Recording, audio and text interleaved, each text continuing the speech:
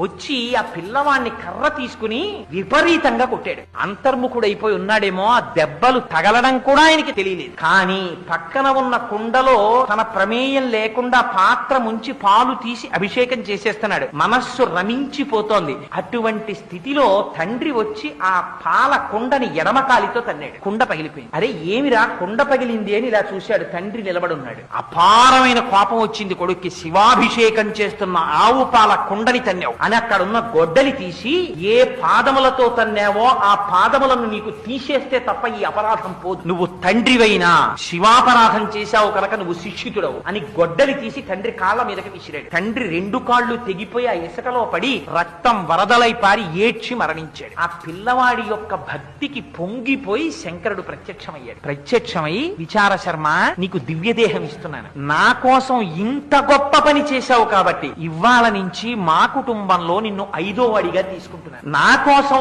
ఆవు పాలతో ఇంత తాదాత్మ్యంతో అభిషేకం చేశావు కనుక ఇవాళ నుంచి నా కొడుకులకి కూడా లేని అధికారం నీకిస్తున్నాను. నేను భోజనం చేసిన తరువాత మిగిలిన పదార్థాలు నా కొడుకులు కూడా ముట్టుకోవడానికి వీల్లేదు. నువ్వు తినాలి. నీకు చూపించి నువ్వు తినేసిన తర్వాత నువ్వు తీసుకెళ్ళమని అనుగ్రహిస్తేనే వాళ్ళు తీసుకోవాలి. అందుకని నీకు వరమిస్తున్నానన్నాడు. ఇవాళకి మనం శివాలయంలో ఏమిటో తెలుసా అండి, తెలియక శివ నిర్మాల్యం అని వదిలేస్తారు. చండుడికి చూపించి తెచ్చుకోవాలి. అక్కడికి వెళ్ళి ఓ ఇలా కొడుతుంటారు ఆయనకి చెవుడని. ఆయనకి చెవుడు కాదు, ఆయన ఎప్పుడు ధ్యానం చేస్తూ ఉంటాడు.